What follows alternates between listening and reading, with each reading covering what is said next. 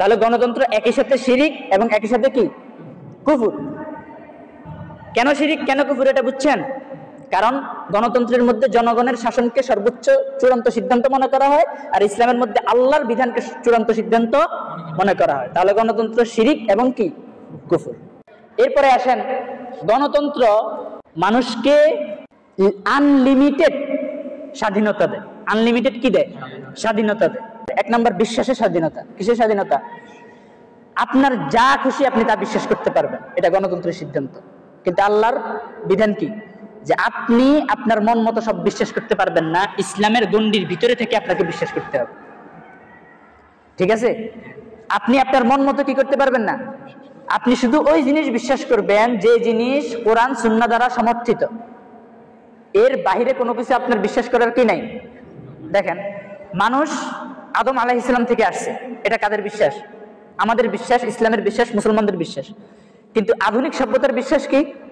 মানুষ বানর থেকে আসছে, নাউজুবিল্লাহ। এরকম না? এখন মানুষ যে বানর থেকে আসছে এটা বিশ্বাস করার অধিকার আপনাকে গণতন্ত্র দিছে এবং দেয়, কিন্তু আল্লাহ, রসুল এবং ইসলাম এই বিশ্বাসটা আপনাকে বিশ্বাস করার অধিকার দেয় না।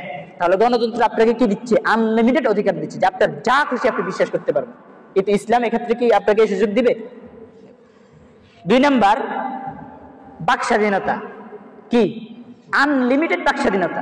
অর্থাৎ আপনি আপনার মুখ দিয়ে যা খুশি তাই বলবেন, সেটা আপনার ব্যাপার, এটা গণতন্ত্র বলে। ঠিক আছে? তো এই কারণে দেখেন, কেউ যদি আল্লাহ রসুলকে নিয়ে গালি দেয়, নাউজুবিল্লাহ, আল্লাহ রসুলকে কটূক্তি করে, আল্লাহকে নিয়ে কটূক্তি করে, ইসলামের কোনো বিধান নিয়ে কটাক্ষ করে, তাহলে গণতান্ত্রিক সিস্টেমের দেশগুলা তারে শাস্তি না দিয়ে তাকে নিরাপত্তা দেয়। এটা বাস্তব না? তাকে কি দেয়? কেন দেয়? কারণ গণতন্ত্রে বিশ্বাস করে যে এটা তার বাক স্বাধীনতা, সে যা বলবে সেটা তার ব্যাপার। কিন্তু ইসলামে কি এই সুযোগ আছে?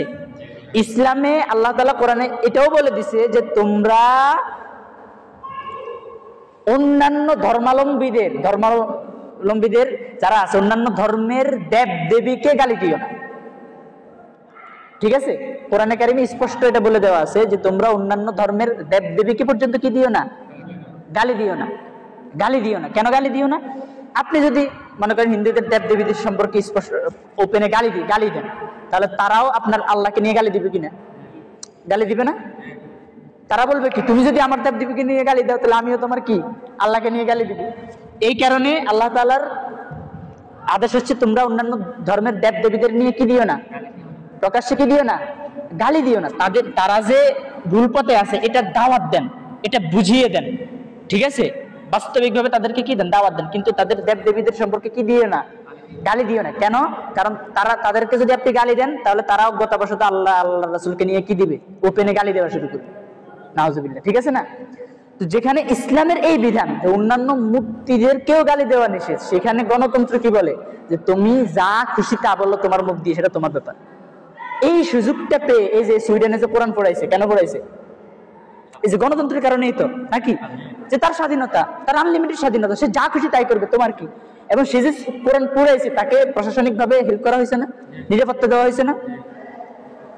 তাহলে এই গণতন্ত্রে দিয়ে কোনোদিন উম্মার মুক্তি আসবে?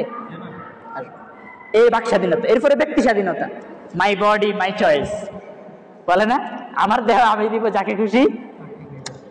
এটা গণতন্ত্রের বিশ্বাস যে গণতন্ত্র তারা স্বাধীনতা দিচ্ছে, যে তার দেহ সে যাকে খুশি তাকে দিবে, তোমার কি? এখন এটা অনুযায়ী যদি আমল করা শুরু হয় তাহলে পৃথিবীতে মানুষের বংশ ঠিক থাকবে? ঠিক থাকবে? আপনি দেখেন আমেরিকার মধ্যে যারা সন্তানের অভাব আছে, কেন? এই কারণে, এই বয়ানের কারণে, যে তার দেহ সে যাকে খুশি তাকে দিবে, সমস্যা কোথায়? এই বয়ানের কারণে আমেরিকার মনে করেন লক্ষ লক্ষ সৈন্য, তো এরা যে বিভিন্ন দেশে মারা যায়, কোনো মিডিয়াতে দেখেন এদের কোনো পরিবার থেকে জবাব দিয়ে দেখেন? কেন? বেশিরভাগই জারজ সন্তান। বেশিরভাগই কি? জারজ সন্তান। ইউরোপ আমেরিকার বেশিরভাগই জারজ সন্তান। এই জারজ সন্তান হয়েছে কেন? তাদের স্বাধীনতার কারণে। আনলিমিটেড কিসের কারণে? স্বাধীনতার কারণে। আর এই স্বাধীনতা তাদেরকে কে দিছে? গণতন্ত্র। এরপরে ব্যক্তি স্বাধীনতা, পোশাকের স্বাধীনতা, সে যা খুশি তা পড়বে, আপনার কি? আপনি যদি নজর দেন তাহলে বলবে আপনার চোখের সমস্যা, তোমার চোখ এত খারাপ কেন? আমার দেহ আমি যা খুশি তা পড়বো, তোমার সমস্যা কোথায়? এই যে পোশাকের স্বাধীনতা, আনলিমিটেড কি স্বাধীনতা। ঠিক আছে? এরপরে মনে করেন সিন্ডিকেট গুলো হয় কেন হয়? যে আমার সম্পদ আমি আমার স্বাধীনতা, যে আমি আমার সম্পদ আমি যত বেশি আমি গুদামজাত করে রাখবো, জমাই রাখবো, এটা আমার ব্যাপার, তোমার কি? এখান থেকেই তো সিন্ডিকেট গুলো হয় নাকি? যে বড় বড় মনে করেন পেঁয়াজ ব্যবসায়ী, মরিচ ব্যবসায়ী, এরা যে সিন্ডিকেট করে এখান থেকেই তো করে। কিন্তু ইসলামে এই অধিকার নাই। ইসলামে আপনার প্রয়োজনের অতিরিক্ত সংরক্ষণ করার অধিকার কি নাই, যেটা সংরক্ষণ করলে সমাজের উপর কি পড়বে, এটার ইফেক্ট পড়বে। এবং সিন্ডিকেটকারী যারা আছে তারা কি করে, সিন্ডিকেট করার কারণে গরিবদের মাঝে এটার ইফেক্ট পড়ে কিনা? হ্যাঁ, গরিবরা এখন বাজারে গিয়ে কি কিনতে পারে না, মালামাল কিনতে পারে না, দাম বেশি, সিন্ডিকেট করে এরা দাম বাড়াই দেয়। ইসলামের অধিকার আছে, কিন্তু গণতন্ত্রে কি অধিকার দিয়ে দিছে। তাহলে আপনি এবার চয়েস করেন যে গণতন্ত্র এটা ভালো না ইসলামী শরিয়া এটা ভালো, কোনটা? নিঃসন্দেহে ইসলামী শরিয়া। ঠিক আছে, তাহলে আনলিমিটেড স্বাধীনতা গণতন্ত্র দিয়ে দিছে। এরপরে দেখেন গণতন্ত্রের মধ্যে অপরাধ করে বেঁচে যাওয়া একদম ইজি, একদম সিম্পল, একদম সহজ। মনে করেন একটা লোক কাউকে খুন করছে, তো সে কয়েক বছরের জন্য কি যায়, কোথায় যায়? জেলে যায়। তার টাকা আছে, তাকে কেউ হেল্প করছে, টাকা দিই, 2-3 মাস পরে কি তো বের হওয়ার পরে তার কি সাহস কমবে না আরো বাড়বে? সে আরেকটা খুন করতে দ্বিধাবোধ করবে, কারণ তার টাকা আছে, সে জেলে গেলেও তারা ছাড়ার মতো কি আছে, লোক আছে। তাহলে সে তার অপরাধের প্রবণতা এটা কি কমবে না বাড়বে? তাহলে গণতন্ত্রের মধ্যে অপরাধের প্রবণতা কমে না বাড়ে? আর ইসলামী শরিয়ার মধ্যে আপনি কাউকে হত্যা করছেন, তার শাস্তি কি? আপনাকে হত্যা।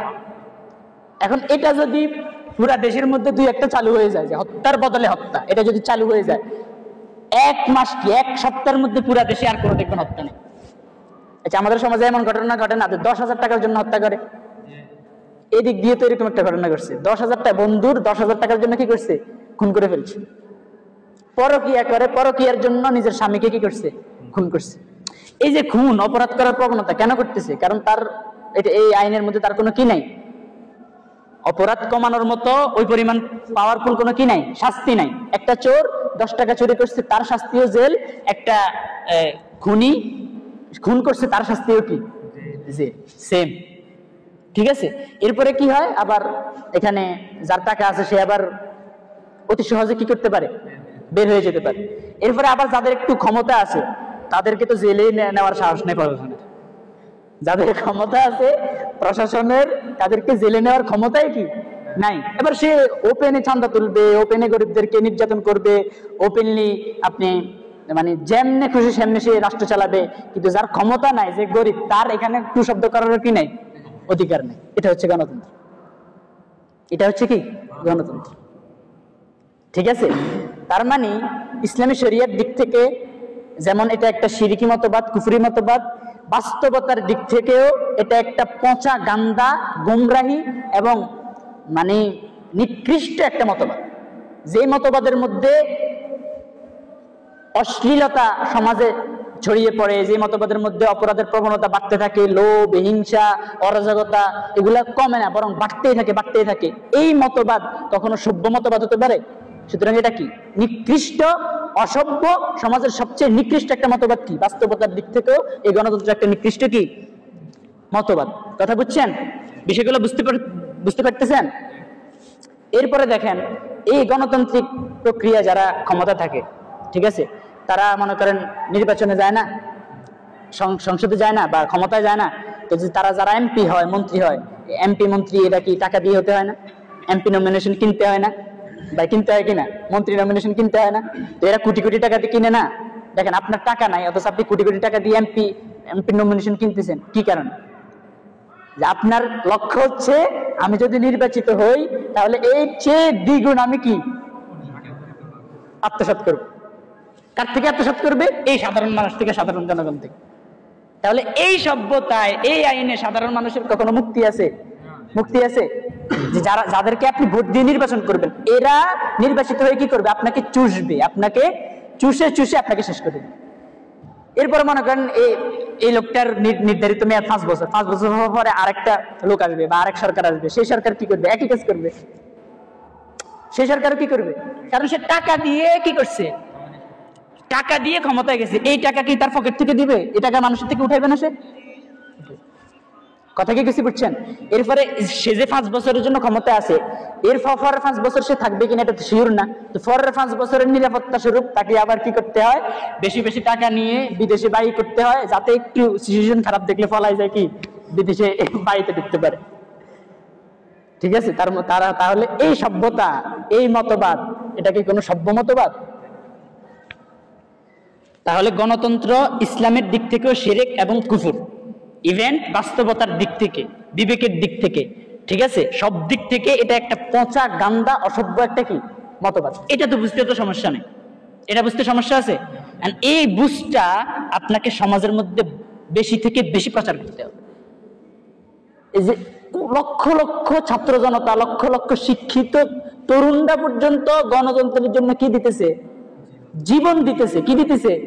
জীবন দিতেছে। এই একটা পচা মতবাদের জন্য, অসভ্য একটা মতবাদের জন্য কি দিতেছে? জীবন দিতেছে।